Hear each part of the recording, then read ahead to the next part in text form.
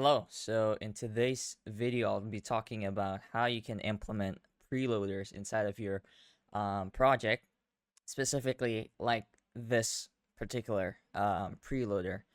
But before that, I would like to give a quick shout out to my friend, No Code Pro Code. He's been helping me, doing projects for as long as I can remember, honestly. So yeah, a big kudos to him, and he also inspired this video. I saw someone in the comments of his video asking him like, how do you implement this in a real use case? And so I'll be doing exactly just that. So before I get into this, the setup of this, I must first explain how my DOM elements are set up inside of my Webflow project. So essentially here, if I could expand my navigator, I have a wait, I think that's a bit too yikes. All right, so here I have a wrapper that essentially is a div block that contains the actual item list itself and the preloaders of the item list. So what I mean by preloaders, it's essentially just a wrapper which contains exactly the same thing as the quote unquote dummy content. But in this instance, if I could change if I could change the preloader to display block now, here essentially you can see that the item that is inside of this preloader is set to invisible, as in you can't see the content itself, whereas the dummy content you can see like the progress bar, the text, the images and whatnot. But on the preloader you can't see that, and I did that deliberately to essentially not give a content flashing whenever I first load it into the application, so I only see the preloader. So here, for example, if let's say this, let me just show you actually. If let's say I set this text, I remove this class, right, of is skeleton. So let's say now I upload this setup. By the way, this still has the preloader attribute, which I will get into in a bit. But essentially, if I remove the class and I can see this content, if I refresh here, you can see for a brief split second there, you can see like the text itself in this thing. Let me do that just one more time so you can see. So essentially, that's the issue of having the the contents of the preloader not being invisible. But at the same time, you don't want the preloader to just take up this whole thing, because again, it wouldn't be a really good looking preloader, should I say? Because if we look at typical loaders from different SaaS like Facebook's, whenever you first load into the application, you can see it always resembles the actual content itself that's being loaded. So I take that inspiration from there, and then I just applied it to this thing. So essentially, the setup here is pretty simple. You have your item itself, which is the same thing as this item, right? With the same thing exactly, but the difference is for each of the items inside of this item. So, for example, you have your item text. I set a class which contains the class of is skeleton. Now, again, this is to mitigate that content flashing, and what I did is essentially is just set the color to transparent, the background to transparent, and then what else? I think that's it. Oh yeah, the stroke color to transparent. We don't want to set, or we don't want to tamper with the opacity, because if we tamper with the opacity, it will also affect the actual skeleton loaders itself. So we just want to do that, and then after we add the class of is skeleton to mitigate that content flashing, let me remove this because this is the actual content that we want to load. We have, okay, for this one it's different. So for the skeleton content here, we have an attribute of Whiz skeleton. Now this attribute can be whatever you want. You can make it skeleton loader, preloader, or anything, but I specifically named it Whiz skeleton to essentially resemble It's similar to like Whiz cloak. You just target that attribute, and then essentially you want to give that attribute certain functionalities, which I will get later into. So yeah, this is essentially the setup. Now, I did this process of making the contents transparent, as well as setting the attribute for each individual element inside of an item, right? So I did this throughout the whole thing. And what this does is this essentially just gives me this, oh shit. Let me just okay, this is already, I already set that to is skeleton back again. So if I publish again, now you shouldn't see the content flashing when you first load into the application. And boom, it's perfect now, right? So essentially I did this for every single thing. Like for example, we look at other pages as well. I basically did the same thing. This is just the dummy content or the preloader content, and then this is the content that we will be loading later on dynamically, pulled in from a list that will be pulled in from, you know, our backend or whatever. So yeah, that's essentially the setup. Now, after that's done, we now want to be able to give the functionalities to the actual preloader itself. So you see this attribute of skeleton loader with skeleton. We want to be able to now give that particular attribute a function. So essentially here, I I added this functionality of CSS and JavaScript. So let's start off from the JavaScript first, because it's a bit counterintuitive to explain it from the CSS. So essentially from the JavaScript, we want to first be able to define the elements that will be the skeleton elements or the preloader itself. So we want to query all attributes. We want to query a certain attribute that has the name of Whiz skeleton. Again, this can be whatever you want. You can make it preloader or whatever, but it has to have the same attribute inside of this brackets here. Whatever you want to name your attribute, the elements you have to apply to it has to be the same as the one in the code here. So after that, we want to give each of those attributes a function, and in that function, we want to essentially add a class list. We want to add a class that will be appended on top of the element named skeleton loader, which will be defined here in the CSS, right? But essentially, here we just create another constant skeleton div, and then we want to essentially create a div and then append it on top of the, and then we want to give that div, a class of skeleton loader, which will be defined in this CSS code. And then after we give that div a class, we want to set the position of the element that we gave the attribute, position of relative, and then we want to append that div, essentially this div here, this div with the class of skeleton loaders on top of that specific element. So essentially it will be, it will be append, right? Essentially it will be on top of that specific element. Thus, if we didn't make this transparent in the first place, you'll see a bit of content flashing. So after that, we want to give a delay amount for the attribute of the skeleton loader. So essentially, the delay amount is essentially in milliseconds. How long do you want this element to run? So how long do you want this animation to go on?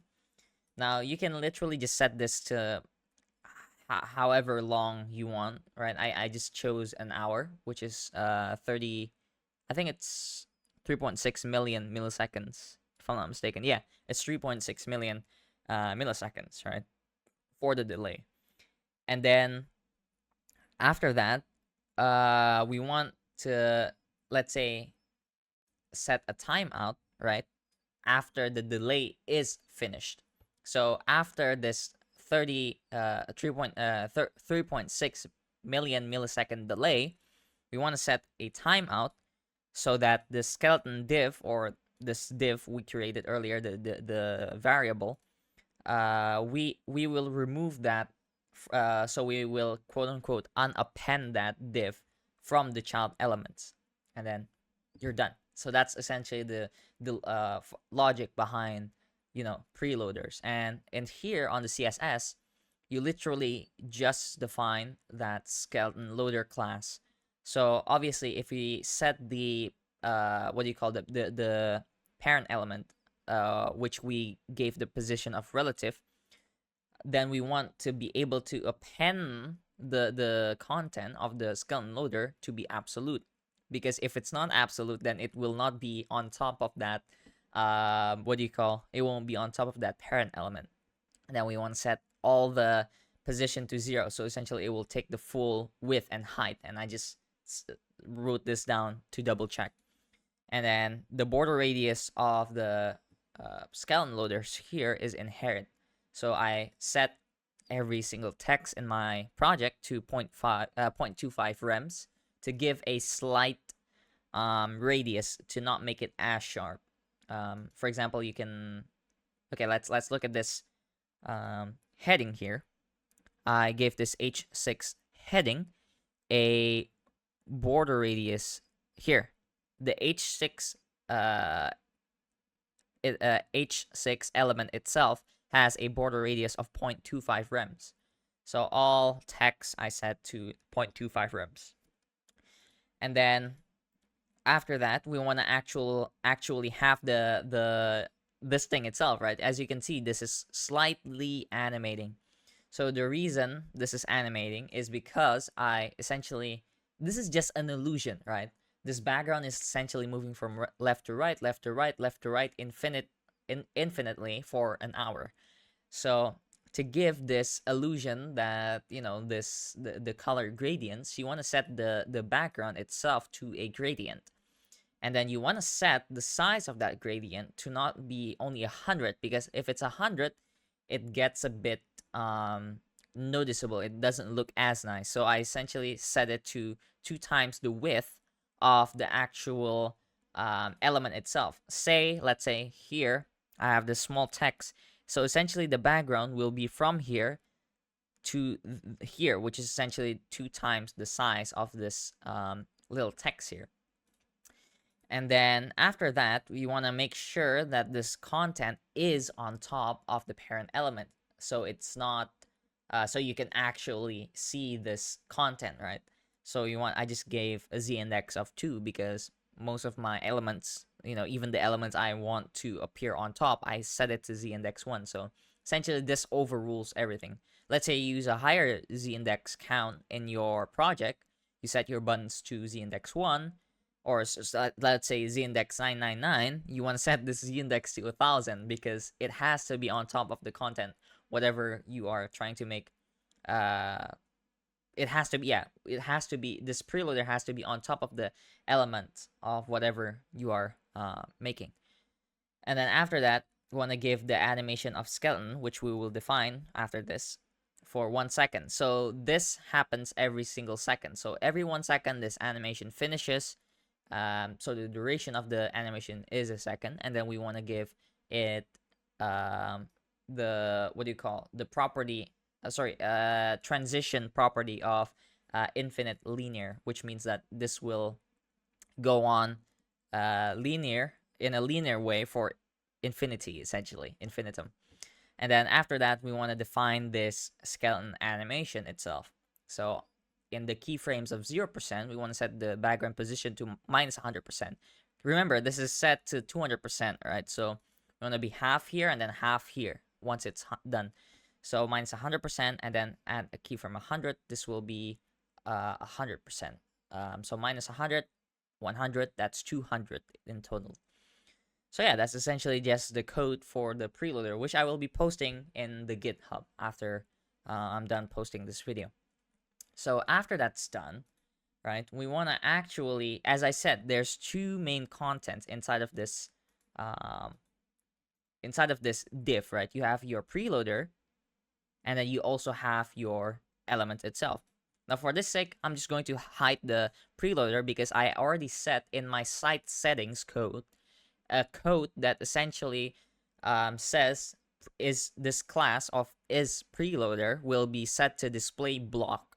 So no matter what I do in this case, I can set it to flex, I can set it to grid, I can set it to whatever I want. It will always display it as block in the actual final published website. So this doesn't matter. I just set this to none so that the project itself, whenever I'm doing it, is much more cleaner to look at. So yeah, that's literally it.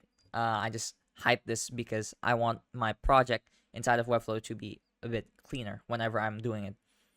So back to what I was saying, you actually have your content here. Now in your content, you want to set an attribute. So in the list itself, you want to set two attributes actually. You want to set it to Whiz cloak as well as the attribute that you are going to be targeting inside of Whiz later on. So Whiz cloak, there's a bunch of video. People have already explained Whiz cloak. Essentially, it just mitigates content flashing, right? It makes sure that the content you are rendering will not flash on page load, because let's say like for example here, I set this item here on the inbox cart to have the Whiz cloak. So as you can see, when you first load in, it doesn't appear, but after everything's done loading, it appears, because Whiz cloak essentially just to make sure that this content does not flash. So that's what Whiz cloak is for. So this will be applied to the item wrapper, not the item itself, the item wrapper, which houses all the dynamic items that you'll be rendering after that. So essentially, you want to have a Whiz cloak attribute as well as an attribute to target inside of your Whiz configurator. And after that, the items itself, you want to give also an attribute to be able to dynamically render inside of Whiz, because this item will be rendered based on a list from your backend or whatever that is. And then after that, if you want to, for example, have this name to be dynamic as well, you also want to give this name of the item or the title of the item to have a specific attribute that you will target as well inside of Whiz. So essentially, that's the setup for the Webflow side of things.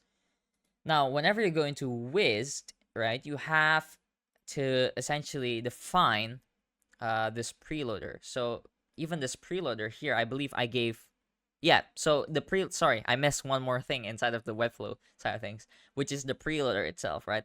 The preloader wrapper, which is this div with the class of is preloader, which I set to display block inside of my site setting. You want to give this thing as well a custom Whiz attribute to be able to target later on inside of the Whiz configurator to hide, essentially. Once the content is done loading, you will hide this preloader. So that's essentially the basic logic. So now moving over to Whiz, I have set a request here where I query all of my project belonging to an authentication token. So for this use case, I am logged in, right? You have to be logged in to pull or to query all your projects. Essentially, once this request has been executed and it is successful, and you have returned the list of your projects, you want to essentially render it dynamically in this thing. And then at the same time, once that's rendered, you also want to hide this preloader so that you can only see the dynamic content without this preloader.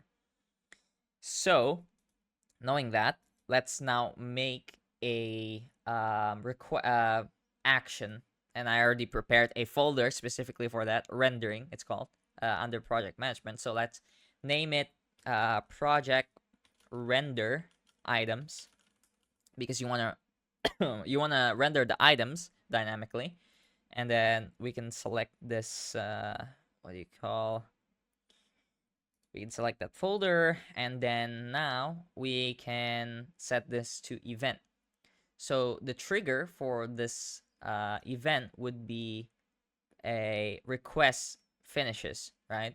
So it will only execute once you know, the request where you query all your projects has been executed. So let's actually go to query all project, right? Yeah, query all project. And then here, so this the query all project request will only request under a specific condition, which those conditions being it's under this page or this page, right? Which is the home dashboard or the project overview page inside of your dashboard. Now, this will only perform the request once the load user request has been requested. So there, the dependency. So this is dependent on the load user request, because again, you have to be able to authenticate the authentication token. You have to exchange it. Sorry, inside of the load all project request. So essentially, once this request has been fully executed, we will now render the list, and then we will perform a we will wait, no, actually, my bad. It shouldn't be an event, it should be an element. My bad. So the element should be project item. So essentially the item inside of that item wrapper. So this item here, not the item wrapper, but the item itself, with the attribute of project item. Let's search for that project item, and then let's do a render list. Now this render list will be done under this what do you call it? Request. So we want to return the request here, which is essentially all the data that is queried, that is received, right? You can see it's a long list of projects, only 3 projects actually. It's not too much, but this is essentially a long list of projects that belongs to this user, which is me. And then we want to index the result here. So we want to essentially define, this is project 1, this is this is project 1, and then this is project 2, and then this is this is project 3. Sorry, yeah, this is project 3. So essentially we want to be able to index that project individually. So we do that by having an iterator variable. So this is just to, so the iterator just to essentially index the actual items itself. So we know this is item 0, item 1, item 2, item 3, and so on. So essentially we have an empty variable with the value of 0. Essentially this is an empty variable used for indexing items. That's how it works essentially. So this iterator, right? So we know which items which. So essentially we want to render that list, and then what else?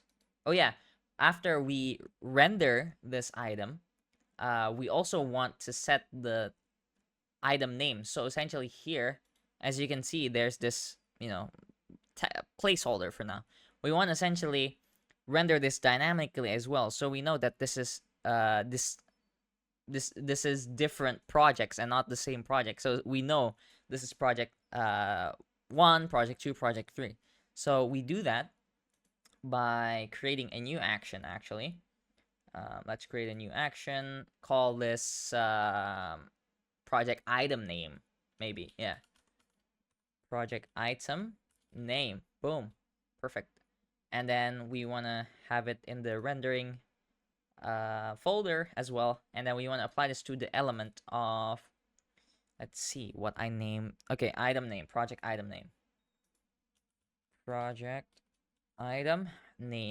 and then we want to have set text, and then the value of this will be essentially query all of projects, and then we will see what.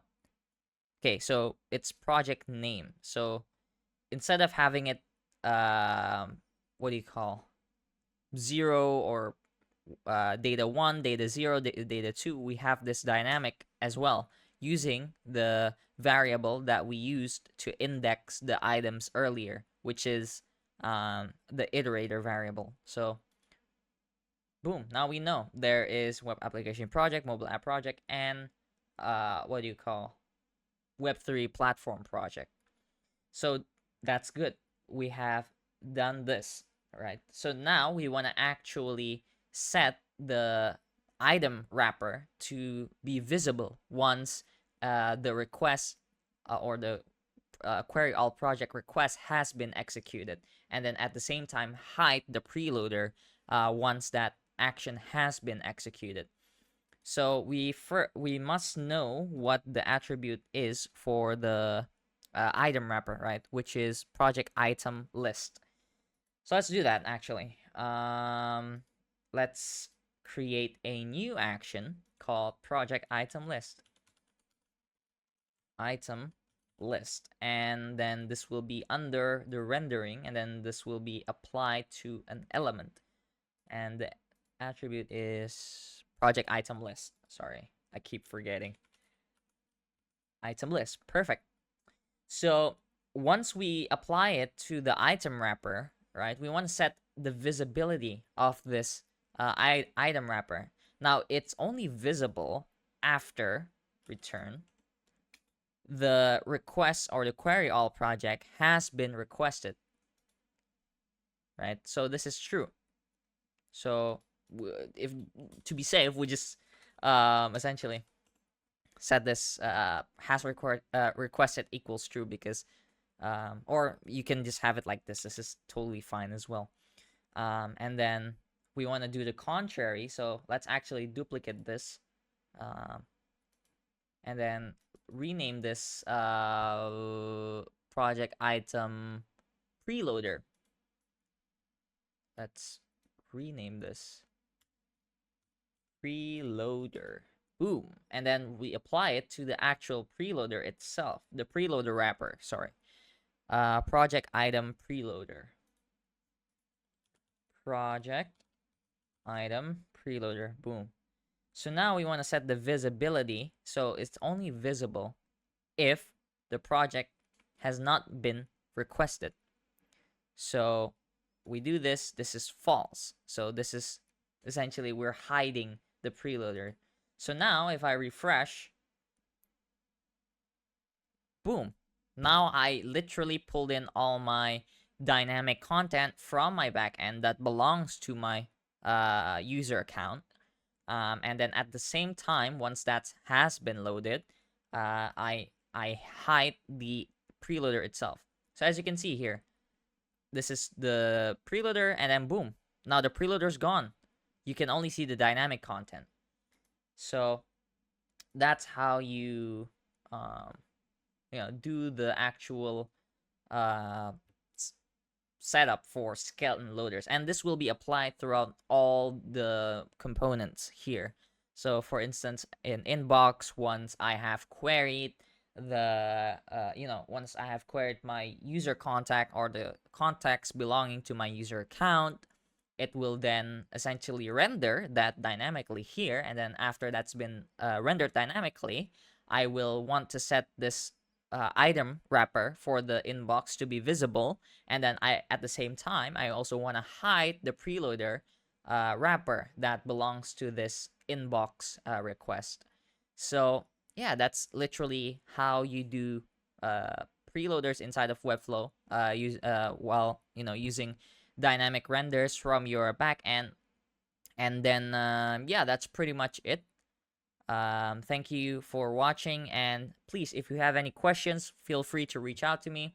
I'll actually link my Discord inside of the channel, so you can actually communicate with me directly there if you wish to. Yeah, next video is gonna be something I hope exciting, and something that's definitely useful for developers in low code or no code. And yeah, thanks for watching. I'll see you in a bit. Take care.